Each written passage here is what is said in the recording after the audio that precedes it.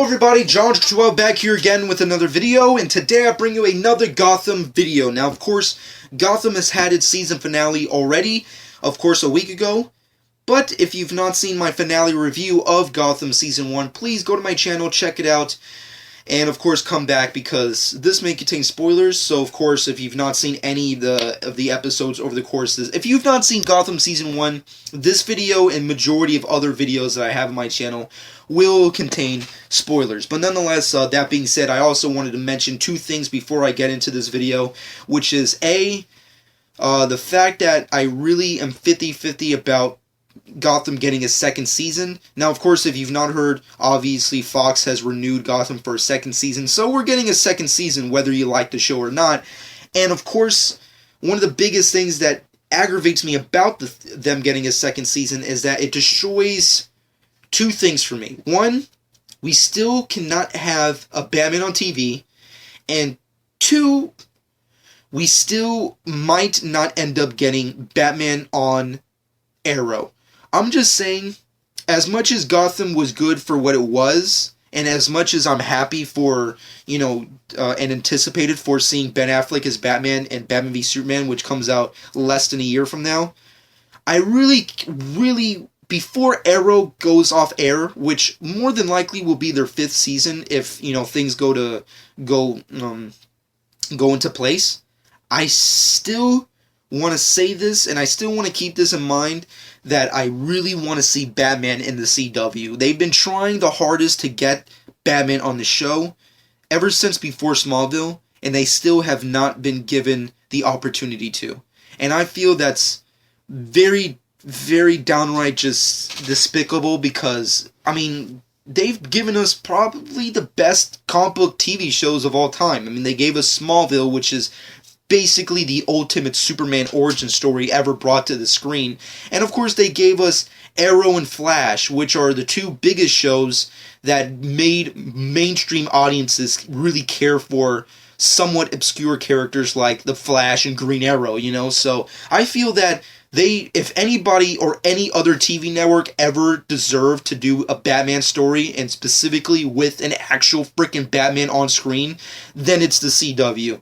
And I personally feel that before they go off air, which will more than likely be their season 5, their 5th season if things go into place, I really still think that they should have Batman on the show. Now, of course, stuff like Gotham and possibly even tie-ins kind of destroys that theory, and not to mention the fact that Batman does belong to Warner Brothers, and Warner Brothers is very bitchy and cunty, and they like to keep their pride and joy very close to them. So, of course, it's very difficult for anybody to use Batman other than Warner Brothers, but I still feel that as much as I like Gotham, and as much as I'm anticipated to see Titans, or whatever the fuck they call it, I want to see Batman on Arrow before it goes off air. That's all I'm going to say. Let's get right into this video. Nonetheless, for those of you who are wondering what this video is all about, basically, I've had a lot of thoughts, a lot of speculations, a lot of theories, and a lot of basic bullshit that I wanted to get out there already about Gotham Season 1. Now, of course, this list that I have before me is basically a list of everything I enjoyed and liked about Gotham and downright hated about Gotham. Now, of course, down the list I have my top 5 characters, episodes and stories, and of course, things I want to see for Season 2, my expectations and speculations, if you will. And of course, aside from that, I have my the top 5 characters, episodes, stories that I downright hated from Gotham Season 1, and of course things I don't particularly want to see from Season 2.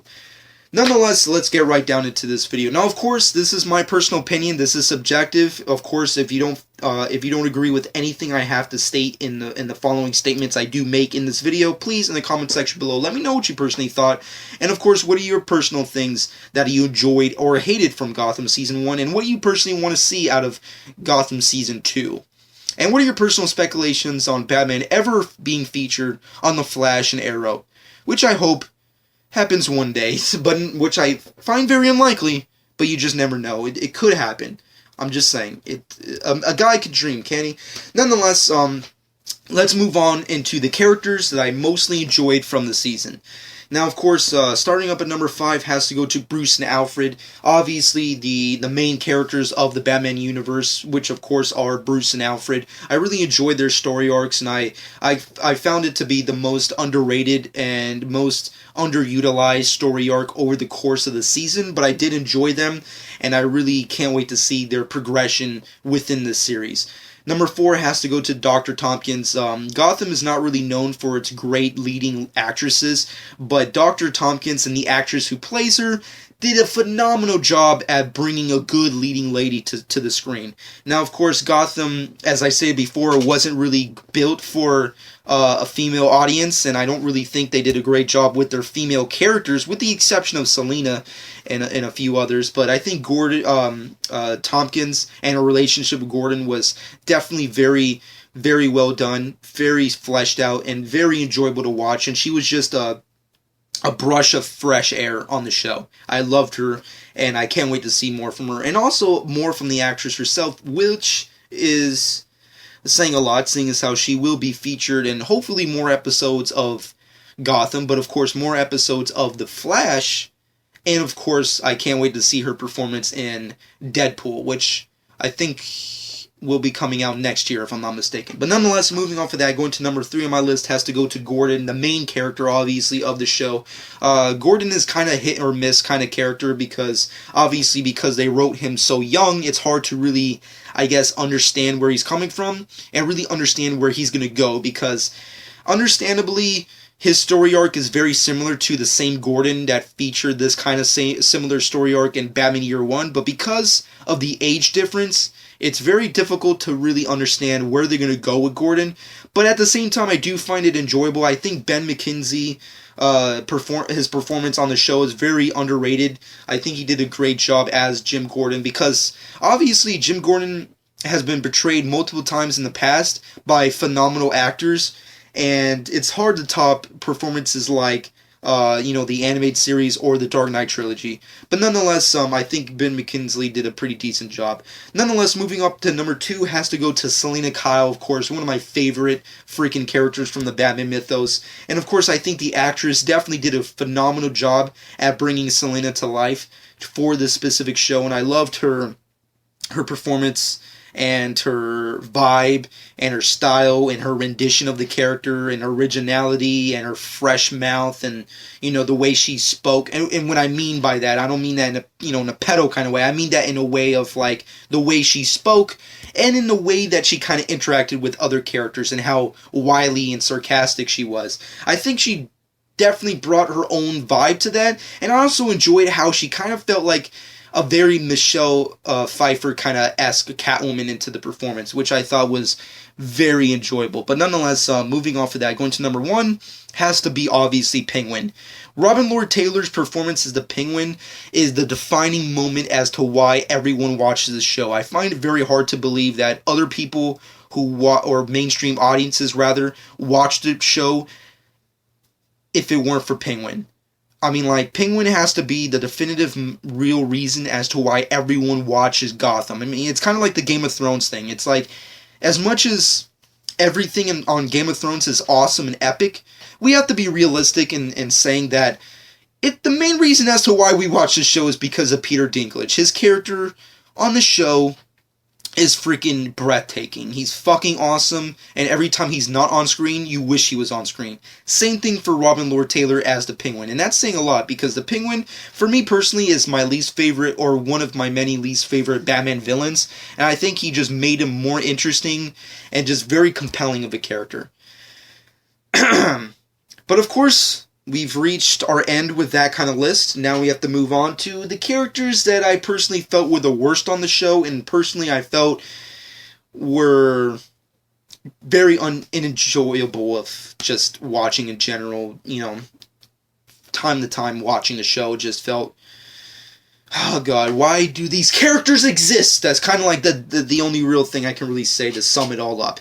Nonetheless, coming up number 5 was a 50-50 kind of thing. It was very difficult to choose, but I definitely had to put him in there, which is Harvey Bullock. Harvey Bullock was a very hard choice because in the beginning, I think Donald Logue did a great job at bringing Harvey to life. I mean, Harvey Bullock has never really had a live action performance, and I think Donald Logue did a decent job in the first couple of episodes, but like most actors on the show, there was a definitive shift where somewhere in the season where actors started giving less of a shit of their characters and what was going on the show. And Donald Logue definitely goes under that list of characters that really didn't mount anything, didn't really add anything to the show, and also really didn't really give a shit about his character. I mean, granted, Donald Logue, I like him. I have no gripes with him. I think he's a pretty decent, awesome actor.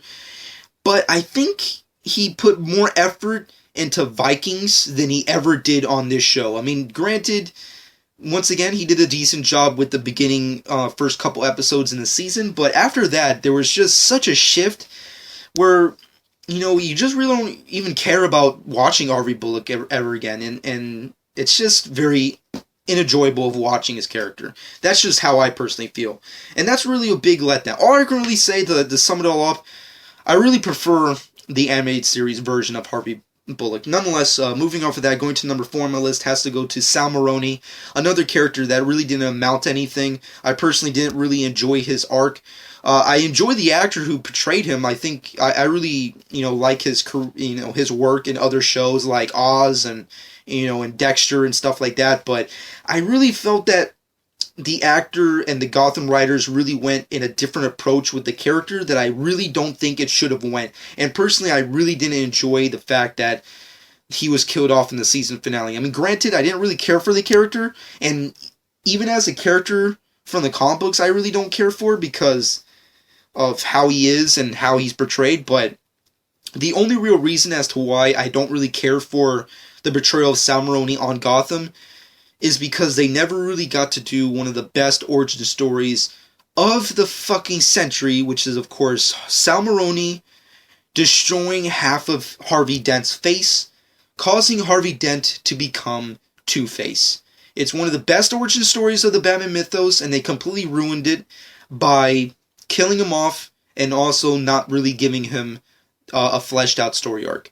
But moving off of that, going to number 3 on my list is Fish Mooney. Now, obviously, like most characters on Gotham, similar to Robin Lord Taylor's performance as Penguin, I really wasn't looking forward to Fish Mooney. She's not really a character from the Batman Rogues Gallery, and she just felt like an addition that didn't really need to exist. But after watching the pilot, I fell in love with her character. I really enjoyed it. I thought she was very over the top, which I think was a right choice for her performance. And Jada Pinkett Smith, she's a badass. She's awesome in the majority of everything she does. She's awesome. She kicks ass. What else there could be said about fucking Jada Pinkett Smith?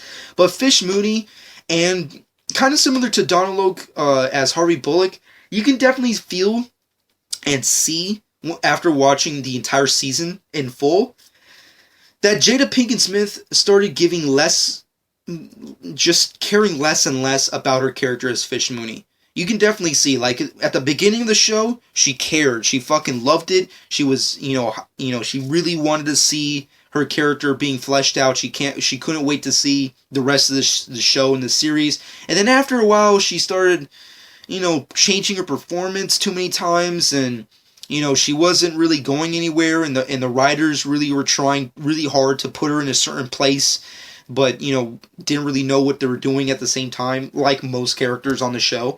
And at the end of the day, you can just feel that Jada Pinkett Smith wasn't really giving a shit about her character anymore. I mean, granted, before the season finale, she said herself in a fucking public interview that, she was not going to be back for season 2, which, kind of destroys the whole, real reason of ever caring about the fucking characters. So that's all I really can say about, the character of Fish Mooney. But coming up at number 2 has to go down to Renee Montoya.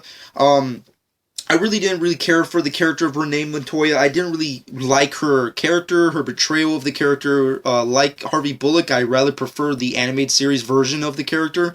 And at the end of the day, I really wasn't enjoying or digging the fact that she was working so hard, less on actual detective work, and more on destroying the relationship between Gordon and Barbara. It was just very, very stupid. And just very not worth watching. But nonetheless, and also, once again, like most characters on this list, she did not amount to anything. Moving up to number 1, which is self-explanatory, Barbara. Barbara, what can there be said that has not been said, that I personally have not said, about the fucking character, ever since day one, from the first episode review I've done, all the way to the season finale. She's a complete shitty character. She didn't amount to anything. She completely soiled all over the name of Barbara from the Batman mythos. And she really fucking didn't, have any presence on the show. The writers tried way too hard to put her in certain directions that they really fucked up on every single part. And the actress really didn't really give us anything with a portrayal. She was really just there just to be there.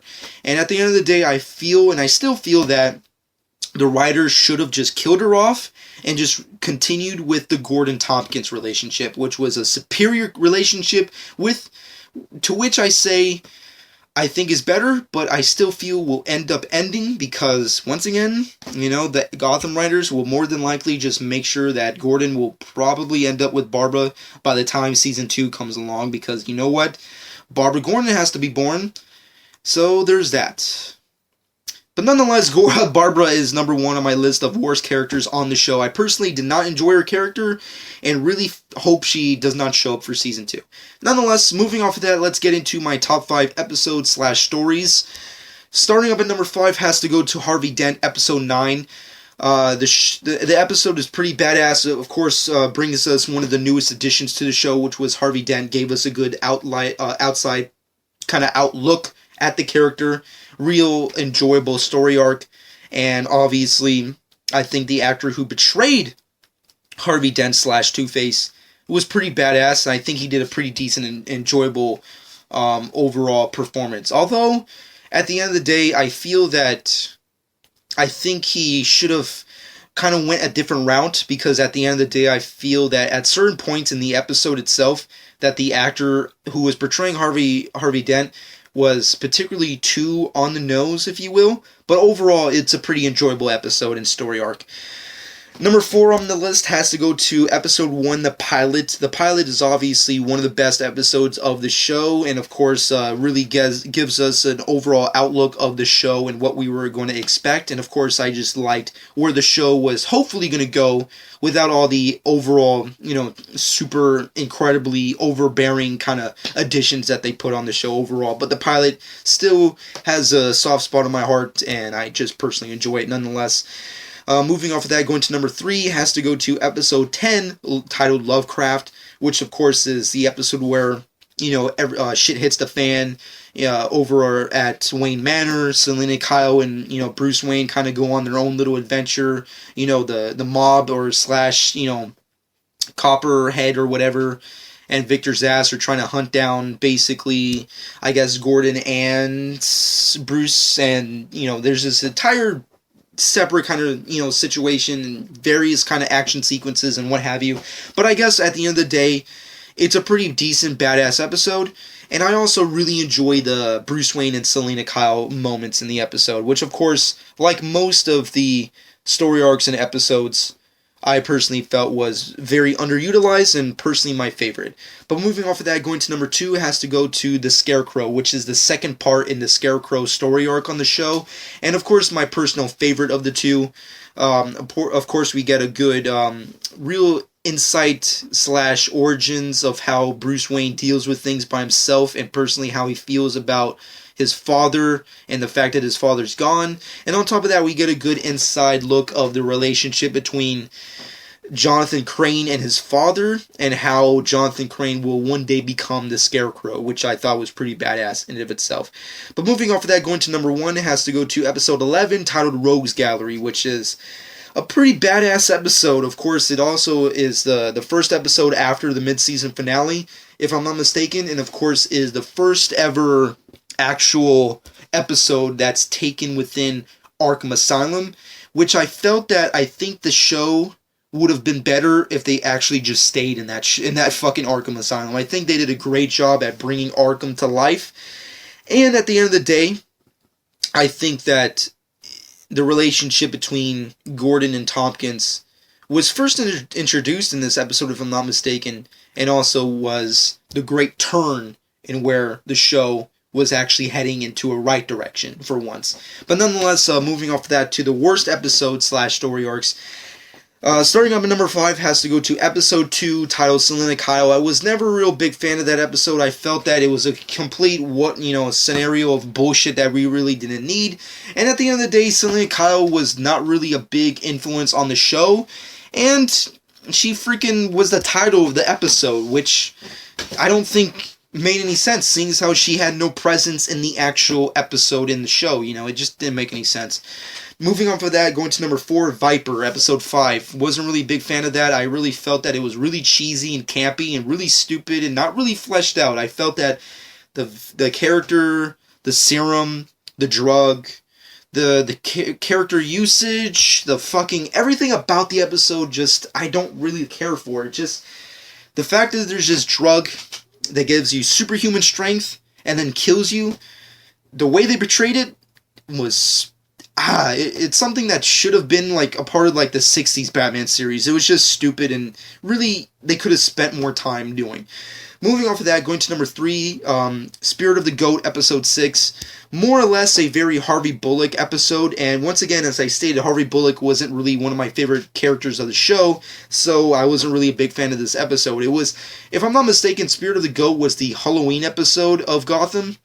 Not really big on it, I didn't care about the villain, nor did I care about his story arc, and I really didn't understand how he got away at the beginning of the story, and how Harvey was incapable of taking him down the first time, and how difficult of a time it took for him to take him down the second time. It was just a very, non-well-spent kind of episode. Moving off of that, going to number 2, The Mask, episode 8, of course featuring one of the best characters of all time of the Batman mythos, which didn't really amount to anything again, which was Black Mask. Now, of course, it's not the real Black Mask. I think it was supposedly Black Mask's father or what have you, which I guess they kind of did with the Scarecrow story arc. But on this occasion, really didn't amount to anything, and I really didn't care for the betrayal of the actor / character himself. The episode was boring. I really didn't care for that Fight Club kind of, scenario, that death Fight Club that they were kind of going for. Just everything about it was just boring and unentertaining, in just my personal opinion. Of course, number 1 has to go down to The Blind Fortune Teller, episode 16. Of course, the episode that features the first ever actual legitimate story arc, or somewhat origin, if you will, of the Joker. Now, of course, after the episode aired, the writers and creators over at Fox / Gotham, of course, stated themselves that the character of Jerome that was featured in this episode may or may not have been the Joker. Haha, wow, weird coincidence. But at the end of the day, all I can really say is I did not like the episode, and if that was the Joker, I really did not like the portrayal of the Joker, nor do I like the fact that they had this father who did not look anything like him, nor they had this mother who did not look anything like him, and the fact that they had a character like the Joker with a name like Jerome that does not fit the Joker at all. Nonetheless, The Blind Fortune Teller, I know a lot of people actually do like it. I feel kind of 50-50 about it, because there are certain things I kind of like about it, like the Haley Circus / Grayson family kind of references we got in there. But overall, The Blind Fortune Teller I felt was just boring. I didn't really care for it. The Joker stuff, I just feel, once again, Joker cannot exist without Batman. The fact that they continue to try and have a Joker on this show still continues to baffle me. I said it once and I'll say it again. Joker does not exist without Batman. If the Gotham writers want Joker on the show, you know how you fucking do that? If you fucking have Batman on the show. Nonetheless, moving off of that, let's end this fucking video with things I really want to see out of Season 2. Number 5, more Bruce and Selina relationship status. I really enjoyed the relationship that Bruce and Selina had over the course of the season, and I can't wait to see more of it. Number 4, better villains. The villains over the course of this series, with the exception of Penguin, were really unenjoyable and just really didn't amount to anything. Once again, Batman is known for having the greatest villains in comic book history, and somehow the Gotham writers really didn't do a good job at giving us justice to the Batman villains. Granted, majority of the villains they have access to, they can't really do justice to because they need a Batman, which once again, they hit a wall where they should have just had a Batman TV show. But nonetheless, I really want to see more better villains out of Season 2. Number 3, I want to see more of Bruce Wayne's rise to Batman. Granted, we won't really, if my calculations are correct, if you will, we won't really see a Batman on this show for, I want to say, till if they ever get to like a Season 10, which I don't really want to see. But that's just... the rise to Batman is really all I really want to care for or see. If Penguin as a character continues to get better and better, which I'm pretty sure will happen because of Robin Lord Taylor's, impressive, awesome performance as the Penguin, I just feel that Gotham should be retitled The Penguin Show. It's just better. It's the main reason as to why we watch the show. I'm just saying, Gordon and Gotham and, detective work and the origins of the villains was the main focus of the show. That was the main focus as to why the Gotham writers created the fucking show. But at the end of the day, the Penguin was, the best seller of the show. So you might as well just make it the Penguin Show. And at the end of the day, the number one thing I wanted to see out of Season 2 is a time jump. Yes, I want to see them go further in time. I want to see there be some kind of somewhat significant, time gap in between Season 1 and Season 2 for one reason and one reason only. Number 1, I want to see an older Gordon. And number 2, I want to see an older Bruce Wayne. I'm not saying Bruce Wayne has to be already close to being Batman, or at least in his training to be Batman, but at least make him a teenager. At least make him at least significantly older. That's all I really want to see. I just want to see a time jump where we can get at least somewhat closer to the Batman universe we'll inevitably get with, everything we've already seen and everything we're going to see, like the DC Cinematic Universe version of the Batman mythos. Nonetheless, things I don't want to see for Season 2 is thus. Number 5, Gordon versus everyone. The whole show is kind of predicated on the fact that Gordon pretty much goes on a war against every single person with the show. Once again, because that element is very Batman Year One, it only works for a Gordon that's at that certain age in his career. Gordon being so young just means that the majority of everything that has to do with Gotham will be Gordon having to deal with this for more than likely a decade until we get into Batman Year One story arc, which once again, the Gotham writers hit themselves in the face by hitting a wall because they had this show be predicated on the fact that it's Gordon versus everyone, which I don't really care for or do I want to see. Number 4, the Mob. The Mob was the most unimpressive and less, enjoyable thing, or less entertaining thing, rather, on the show. And I just feel like the Dark Knight trilogy, specifically Batman Begins, is, particularly the best format as to where they did a great job on utilizing the Mob with the rest of the Batman mythos, specifically the origin story of Batman. But at the end of the day, all I can really say is I don't really care for the Mob in this show, nor do I want to see the future of it. Unless the Penguin is running it, which I'm pretty sure will end up happening somewhere down the line. But moving off of that, number 3, I don't really care for, nor do I want to see more half-ass origin stories. Now, granted, the Gotham writers plan on using more characters for Gotham Season 2. For instance, Hugo Strange, Mr. Freeze, the Joker again, Mad Hatter, and so on and so forth. But all I can really say is, if they're going to introduce these characters or more characters, try and flesh out the characters you already freaking have, and on top of that, try not to half-ass the origin stories of the certain characters you plan on using. That's all I really can say. Number 2, I don't want to see the Joker in Season 2. Once again, as I stated multiple times, Joker only exists because of Batman. If there is no Batman, why do the Gotham writers continue to try and put the Joker in this series? It just makes no sense. and it continues to piss off me because I'm a huge Joker fan. Just let it go. All I can, if I had to sum it all up, put a Batman on the show. Then you can have a Joker. I mean, if the Gotham writers really want to use the Joker more often, you gotta have a Batman.